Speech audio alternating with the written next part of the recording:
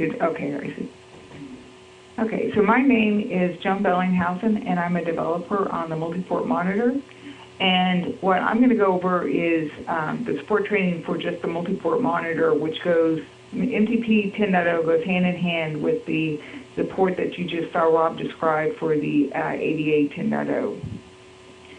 So what the objective of this course is to list the new features of the multi-port monitor 10.0, specifically to understand and describe the support for the IP domains provided by MTP 10.0, which, as I said, goes right along with the support that was provided in ADA 10.0. And we're actually going to do a little bit more in depth on planning for and upgrading MTP to 10.0 because there are some things that you need to consider in the upgrade when you go upgrade MTP to 10.0. Here's our agenda, which is exactly what we said we were going to cover. What's new? We'll go over the supported releases, and then also a little bit more in depth on the install and specifically the upgrade. Okay, so what's new in multi-port monitor? The first thing that's new is the fact that we now have support for domains in MTP, and there's actually two variations of this. The first is that each MTP logical port can now be associated with its own domain. In previous releases, if you remember, multi-port monitor had no knowledge of domains. Every single of the logical ports had to be in the same domain. So there was one domain for the entire MTP, and so that's something that we're changing in this release. In this release, you'll now be able to configure your MTP so that each logical port can be in a separate domain. In addition to that, we're adding the support that goes hand in hand with the new function that's available in ADA console, which is the VLAN tagging, which means that each logical port can actually be associated with multiple domains if you're using it with using the VLAN tagging to identify those domains on that logical port. The domains are just like those domains in ADA. They're exactly the same. They're defined in CAPC or MPC if that's what that customer has installed, and they're inherited by ADA and MTP. So the domains that you see on MTP are exactly the same domains as ADA. We actually get that domain information directly from the ADA console database. One thing that I will note is when you're in an environment where you have multiple domains on the MTP, the availability monitoring can only work for one of the domains, and that's going to be whatever the domain that the MTP management NIC has access to. To do availability monitoring requires the ability to do an active check, which is either a ping or a connect to a remote port, so that if there's no passive information that indicates that the server or application is available, the availability monitoring will do an active check. And to be able to do that active check, the MTP management NIC needs to have access to that domain. Another thing I'll mention is that the CAC and TIM, when you have TIM running on MTP, TIM has no knowledge of these domains. So specifically, you do not want to configure multiple domains on a single logical port if that logical port is being used for TIM. In general, the VLAN tagging is where you have two disparate networks that are coming in on the same span. And if you have overlapping IP addresses and you have TIM running on this machine, TIM is not going to realize that those are actually two separate servers. So you should not configure VLAN tagging on the same logical port that you have TIM running on. And the last thing I'll note, and I'll cover this a lot more in detail when we get to the upgrade topic, is this is actually the first release that we've had to do an upgrade on the Vertica database schema, which has some implications for some data migration, and I'm going to cover that in more detail once we get to the upgrade topic.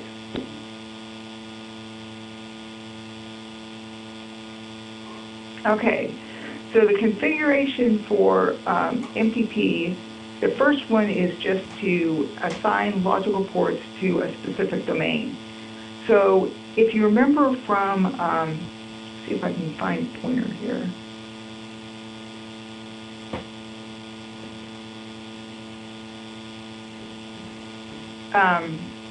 So with the, I apologize for that. With the previous version of multi-port monitor, within the ADA configuration screen, you used to have a drop down somewhere about in this area right here, where you selected the domain that would apply to the entire MTP. Well, that drop down is no longer there, and now instead you configure it by hitting this update link, or the update edit mark, and then selecting the domain from the drop down. So this is exactly the same way that you configure a domain for a standard ADA monitor. It used to be that this field, this drop down, would be grayed out for MTP. That's now active. So you configure each of the individual logical ports. The domain for the logical port itself is configured via this mechanism.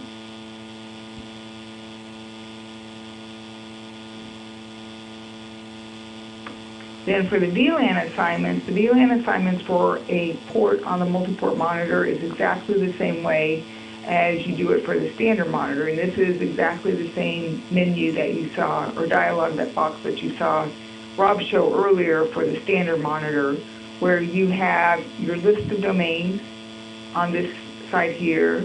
You can indicate for each domain the VLAN tag ID that should be associated with that domain.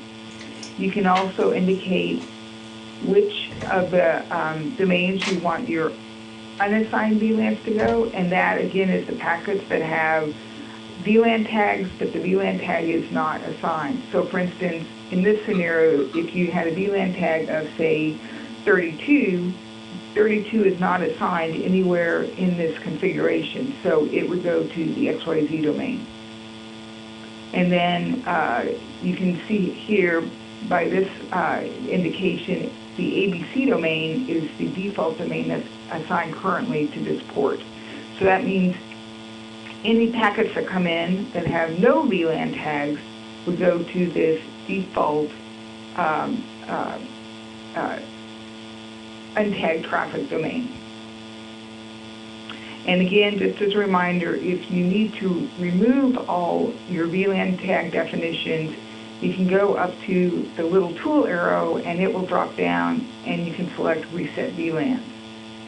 One thing that could be a gotcha that you should be aware of is if you come into this dialog and click OK, that will actually set up your the configuration for untagged traffic as well as the unassigned VLAN traffic.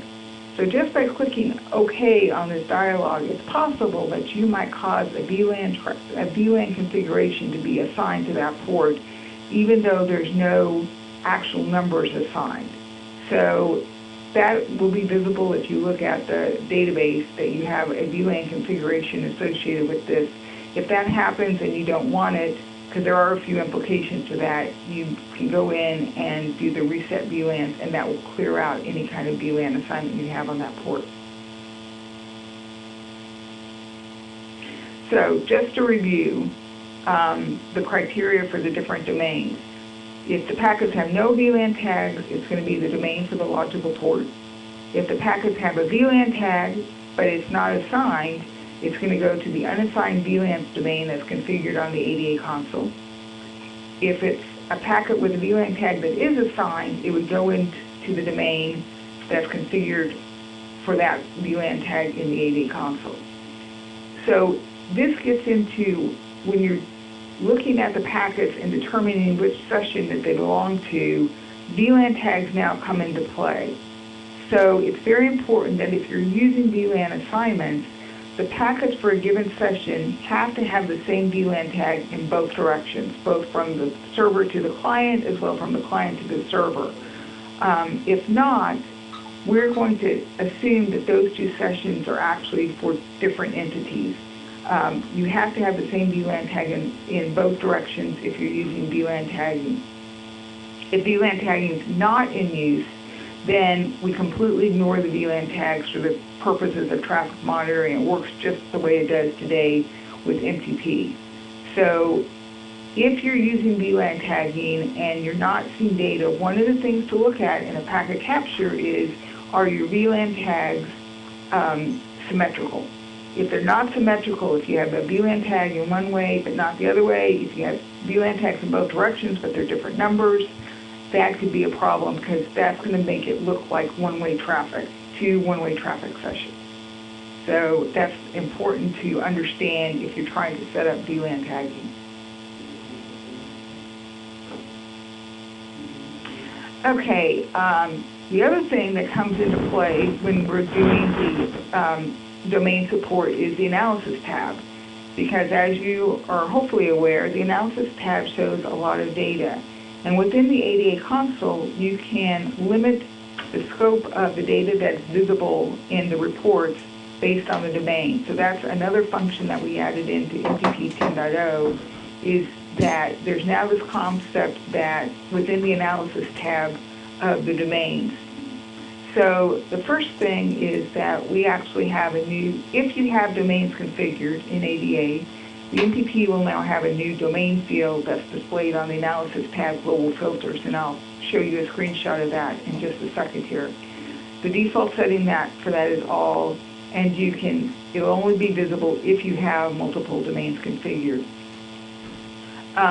We also do some work so that if you have overlapping IP addresses in the analysis tab, when you do the drill down, it will select the proper IP address, and a lot of times the domain name will be associated in parentheses if all we have is the dotted decimal address, so you have an idea of which domain the IP address actually belongs to, in the case that there's overlapping IP addresses within the different domains. The other thing is the permissions when you use the analysis tab. So the data shown in an analysis tab will always be limited to the domains to which the user has permission. And which domains the user has permission is determined by how you've configured your groups in either CAPC or NPC. So the way it works is MTP does not support the complete granularity of permissions like the actual groups. It does know, though, it determines which domains the user has permission in. And the rule it uses is that if the user has permission to any network or server in that domain based on CAPC groups, it will have permission to the entire domain. So that's something to be aware of in how MTP handles domain permissions. It's not as granular as what you get in the ADA console, so it's meant more as a troubleshooting scenario where you would come down, and the assumption is that the network engineers that are viewing the MTP reports are needing access to all the domains, all the domains, all the servers and networks within that domain for troubleshooting reasons. The other thing is that if the user has admin product privileges, which means it can get to the MTP UI administration tab, there is no restrictions, which means it can go in and configure logical ports, any of the logical ports, regardless of what domains might be configured on those logical ports. So that definitely has some implications. If you really want to restrict a user to have only access to certain domains, you should not give them admin product privileges. And this behavior that admin allows the user access to the administration tab with no restrictions is consistent with ADA. It's no different in how they handle that admin product privilege. Okay, so this is what the analysis tab now looks like when you have a domains configured. So first of all, you'll notice up here at the top, there's a new domain item within the analysis tab global filter section. By default, it's set to all. If you do a drill down from ADA console, where you have a specific domain selected, that will be show up here just like it shows up with the other things that you selected on a drill down from the ADA console. If you want to change the domain that you're looking at, you click on the change button here, and this will now bring up this dialog, which is your analysis global filters dialog, and you'll notice it now has a new tab called domain, along with the other tabs it's always had, application server, network, and logical port, and it will show you the domains that you can select from. If you notice, right now I'm logged in as admin, and I have permission to all the domains shown. If for some reason I was logged in as a specific user that only had permission to, say, VLAN 46 and 47 domains, that would be the only thing that you would be able to see in this list, and the data shown within the graphs, the charts and the data table would be limited to those VLAN or those domains as well. So we do enforce that permission. And then in this scenario, I choose ABC domain, and with that domain selected, all you see is the data associated with that particular domain. So the analysis tab works hopefully fairly straightforward as you would expect it to work when selecting different domains. Okay, so that kind of is an overview of the ADA domain stuff. The next thing that we changed in the multi-port monitor that I wanted to mention is we did make a small change to configuring the hardware filters to make it a bit more usable for the CAC and TIM. And specifically, when configuring the hardware filters on a logical port where the TIM is enabled, you can now specify specifically whether that particular filter should send the packets to TIM or not. Previously, the assumption was that if you configured any filter that was captured full packets, those would go to the TIM. Now you can explicitly indicate whether you should send it to the TIM or not. And basically what this allows you to do is you can now create filters that capture full packets.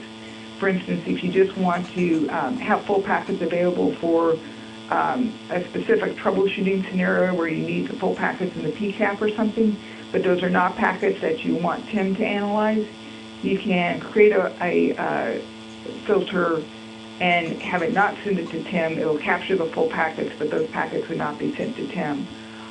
It also helps when looking at the filters. It's a lot clearer which filters, it's a lot more obvious which filters are actually going to be used for the CAC and TIM.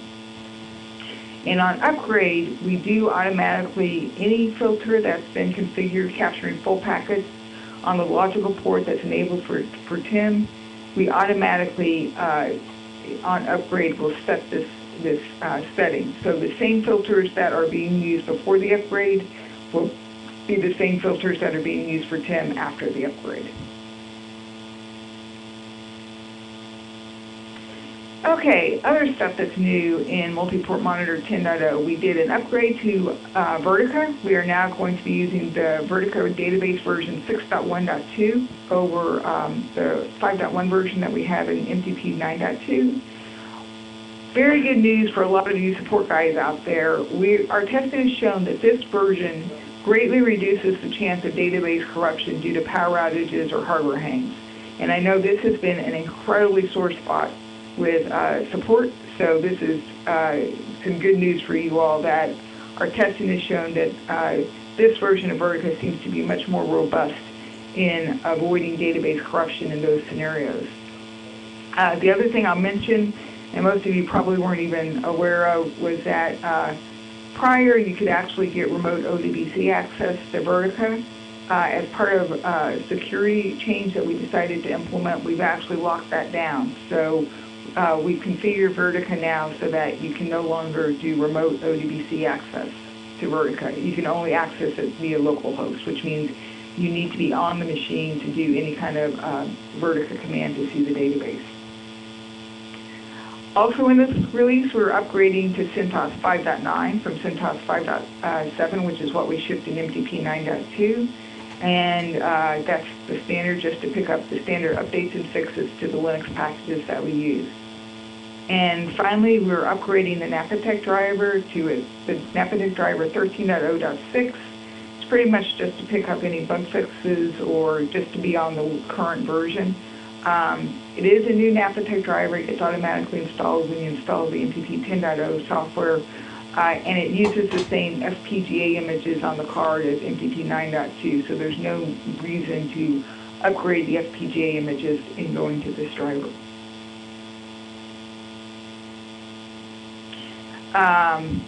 I do want to make a comment on a few fixes improvements that are also included in MTP 10.0. One of the things that we did, and this was actually shipped in our patch release 9.2.46 as well, is we made some improvements to SA Data Transfer Manager, which is used in the WAN optimization monitoring. This is the process that actually receives the packet, or receives the files being sent by the Cisco WAN devices. And one of the things we did is we actually found and fixed a memory leak in the SA Data Transfer Manager. In addition to that, we found that when you had a lot of WAN devices, it was causing a lot of disk I/O contention based on that on the received files folder that was the SA Data Transfer Manager passing the files to the NQmetric daemon. So we now have implemented a new TempFS, new RAM disk that we're using for those files for the WAN, and that greatly reduces the disk I/O contention. So the thought is that this will increase the number of WAN optimization devices that you can actually have assigned to MTP. Unfortunately, we do not have enough WAN optimization devices in our lab to really test the limits of this. So we don't have an absolute number. You know, it's one of these things that depending on the traffic that your WAN optimization devices are generating, the number that can be supported may vary. But we do believe that these improvements that we made in 10.0 will improve the number of devices that can actually be supported. Another change we made for troubleshooting purposes is that the NQ watchdog process now periodically logs some process information, logs it about every 10 minutes, and it's a new log file that goes in the standard NetQoS logs directory. It basically runs information from the top command as well as the process PS command of Linux, so that you can see an idea of the number of processes and the memory utilization. It can show you whether certain processes are using a high amount of memory, if there's a lot of processes running, if you're swapping, things that might indicate a performance problem on the machine.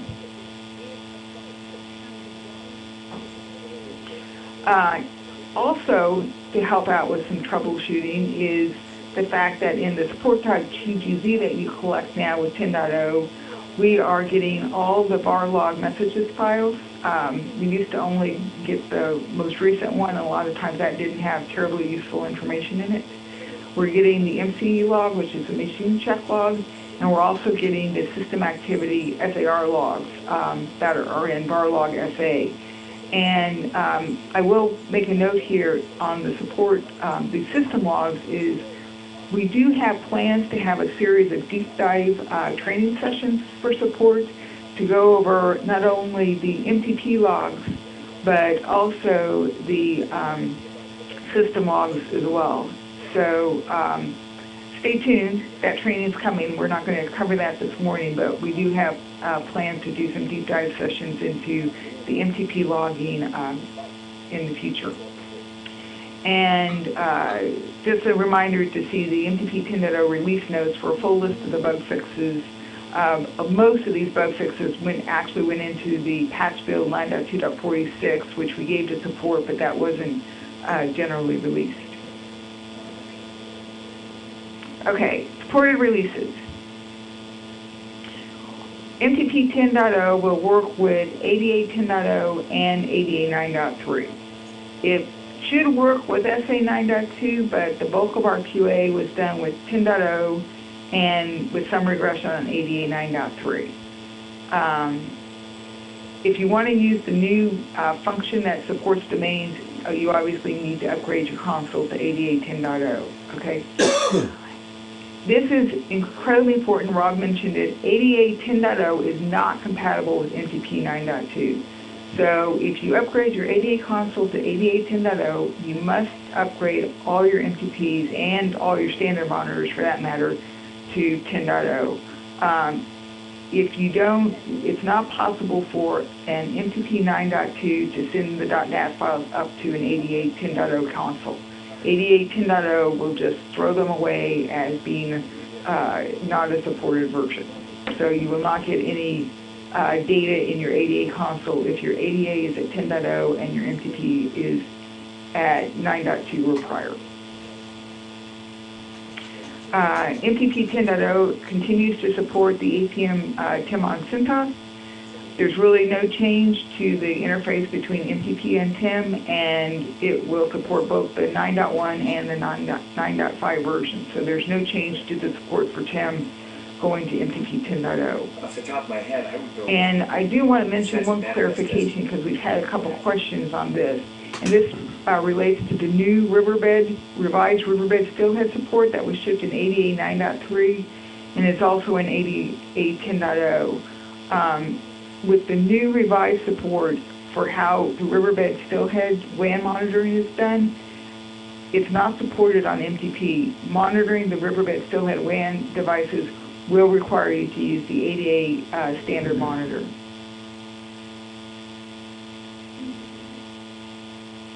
Okay, install and upgrade. Or should I pause real quick to see if there's any messages or any questions? One question, which APM versions are compatible with MTP 10.0? Hopefully I just covered that, 9.1 and 9.5. And what versions of TIM are supported on CentOS 5.9? My understanding is we run TIM on both 9.1 and 9.5 on CentOS 5.9. So the dot version of CentOS has not made a difference on the TIM.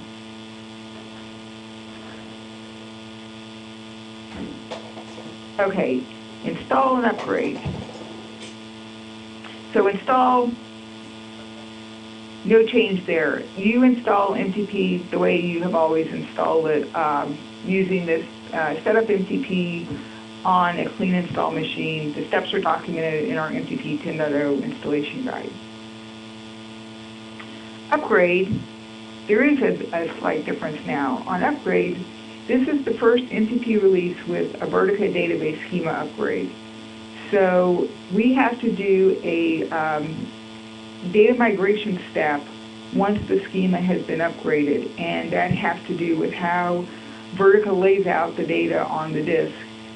We actually migrate the data from one, what Vertica calls projection, to another. It runs as a background task. So while this is running, the data is still accessible. You can still continue monitoring. The analysis tab is still available. It's just this background task is running. It does use additional disk space while it's running, and it does obviously use CPU and memory while it's running. So there is some considerations while this background task is running, but the MTP can keep monitoring while it's underway. The recommendation is always to perform the upgrade during a maintenance window when the packet processing is lower, and especially while the data migration takes place. In order to complete the data migration within a reasonable time, we limit the Vertica database size to 5 billion rows. The max we always enforce is 12 billion, but for the migration step, we actually limit it to 5 billion. If it's more than 5 billion, we'll actually prune it down to the most recent 5 billion before we actually start the database migration. And if you want to see exactly how many rows are in your database, you can actually see that on the MTP Web UI Administration database status page to see how many rows in the database you have prior to upgrade. 5 billion is a lot. That's a pretty heavily utilized MTP. I know a lot of customers that we've seen don't even approach that. So, but it's something to be aware of. If you have a very heavily utilized MTP, you might want to check to see how many rows are in your database before you actually do the upgrade. With a typical MTP system load, the database migration steps should complete in 8 to 16 hours. That sounds like a long time, and it's not exactly quick. However, we have found that it completes faster if you're willing to shut down your packet processing so that there's not additional data going into the database while this migration step is being done. The easiest way to shut down your packet processing is simply to stop the enqueuecapd process from the MTP web UI. If you stop that process, you won't be capturing any more packets, and the data migration will occur faster. If you're not willing to do that, then, as I said, we can continue monitoring. It's just the migration step will take longer to do. You can see the status of the migration step while it's in progress on the system status page on the MTP UI under the database status section. It will show you whether the data migration is either still in progress or if for some reason it failed. Even if the data migration process fails, the database is still accessible. It's just using the old projection, the old layout on disk, which is not optimal. So in the case that fails, you do want to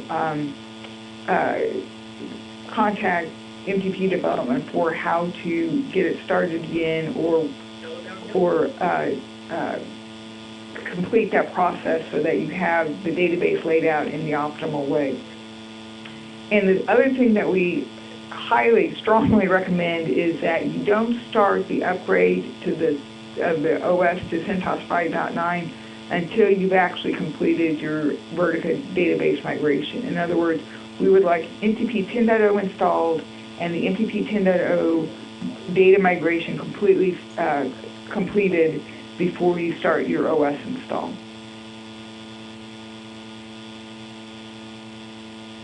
Okay, the required files for upgrade are similar to what we had before with an MTP 9.2. They'll get posted on support.ca.com just like before on the download page. They'll be posted as ISO files. You'll need something like 7-zip to extract the different files from the ISOs. There'll be an upgrade ISO, which contains the actual software install image, or golden build number is 88. And you'll have the upgrade guide and the release notes PDF. These documents are also, of course, going to be available on the MTP 10.0 bookshelf, as well as all the other MTP documentation. The second ISO that you'll need is the upgrade prerequisite file, and the third one is the one to upgrade CentOS 5.9. The reason we have so many ISOs is to follow CA's dictate that we separate our proprietary code from the open source prereqs. So that's why we have so many ISOs. Okay, the upgrade process should be hopefully familiar with everyone. It's done through the administration upgrade page. You just select the image that you want to install and then click the upgrade button, and you'll see the status messages within this area. So you need to install the prereq file first, which makes sense. Then you install the software. When you finish installing the software, the data migration background task will automatically be kicked off. You can click on the System Status tab to see the status of that database migration, and you should wait for this database migration step to complete, and then you should start the install of the CentOS 5.9.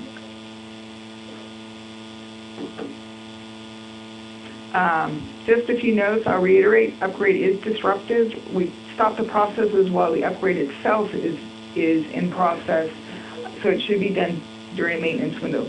The database migration step, the processes will be running and you can be monitoring, but during the upgrade of the software itself, we do stop all the processes. We also stop all the processes during the OS upgrade. I mentioned this before, the upgrade process requires a data migration task. You'll see the status of it on the system status page. There's also a log file that you can look at called Upgrade Projections, found in the NetQS Logs upgrade folder. And it can be done during normal operations, but again, you may want to stop the enqueuecapd process to allow it to complete faster. A note on the CentOS upgrade, just like before, the package for the CentOS is big. It's about 1 gig, so it might take some time to upload to the appliance and go through the install. And it will, as before, force a reboot at the end of the install.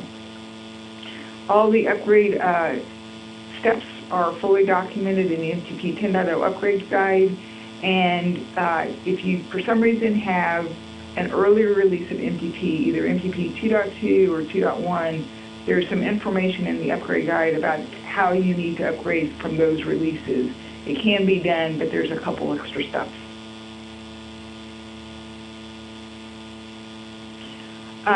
So that's a summary of the course. Basically, we talked about the new features of MTP 10.0, the support for allowing each logical port to be in its separate domain, as well as the VLAN tagging support, configuring the hardware filters for TIM. We talked about the software components updates and fixes improvements. Supported releases, just a reminder, if you upgrade your 88 10.0 console, make sure you upgrade your MPTs. And upgrading the MTP, just keep in mind the Vertica database migration step and be aware of it.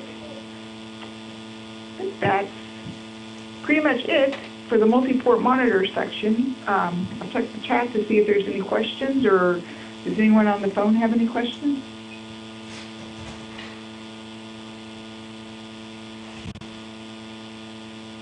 Just a reminder to unmute your line with #6 if you do have a question. Thanks.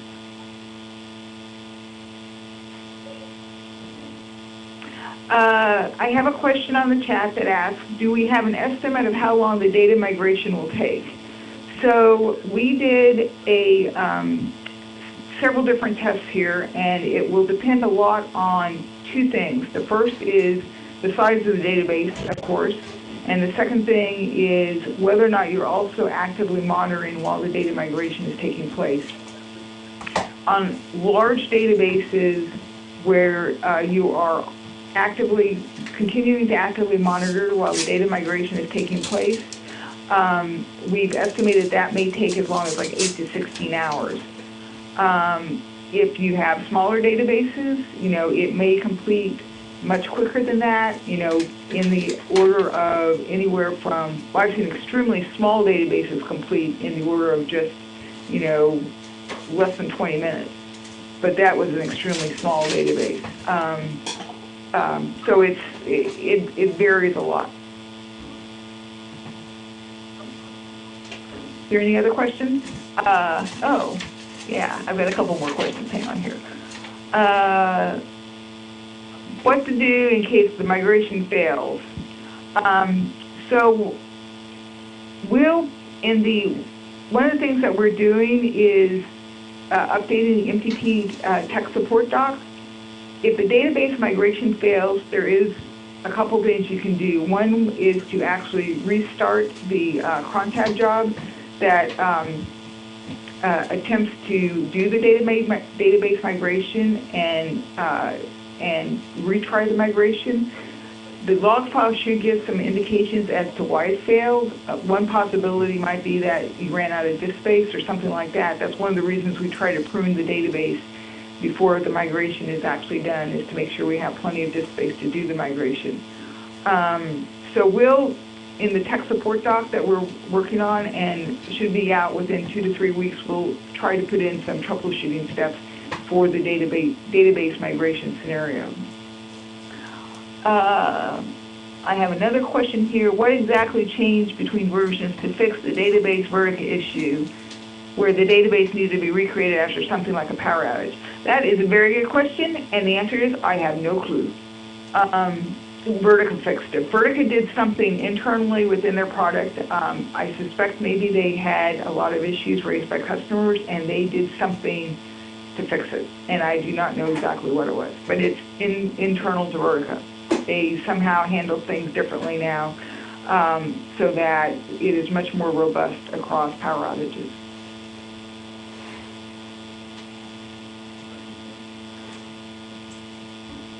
Is there any other questions?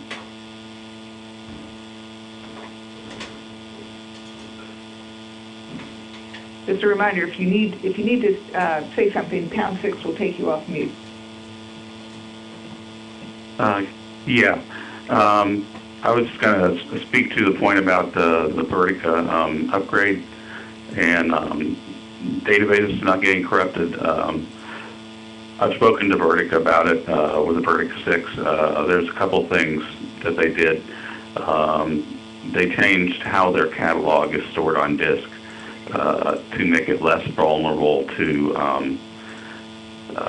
losing the database if there's a hard shutdown of the system. And another thing is that there were a couple of undocumented configuration parameters that forces Vertica to sync data to disk after it writes a file.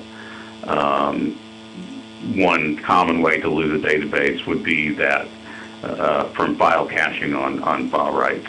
And if data hasn't actually gotten to disk on a hard shutdown, then the database can be corrupted. And there's a couple configuration parameters that we've now set that forces Vertica to immediately write data to disk. And it could have a small performance impact, but we have not seen any detectable performance impact from that.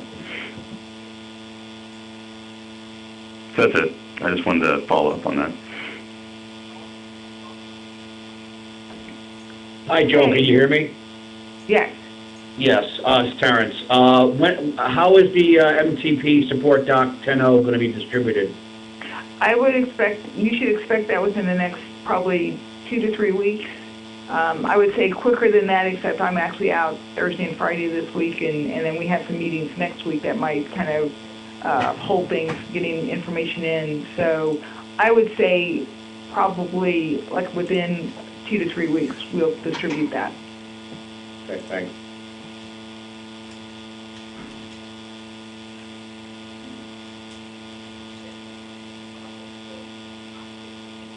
Anything else? Okay, well, I want to thank everybody for it, and like I said, 2 things to look forward to, as Sharon's reminded me, the MTP tech support doc, which we expect to send out within 2 to 3 weeks. And then we also, as I mentioned earlier, plan to set up some deep dive training into the MTP log files. So you should hopefully be getting some more information on that before too long. I think that's it.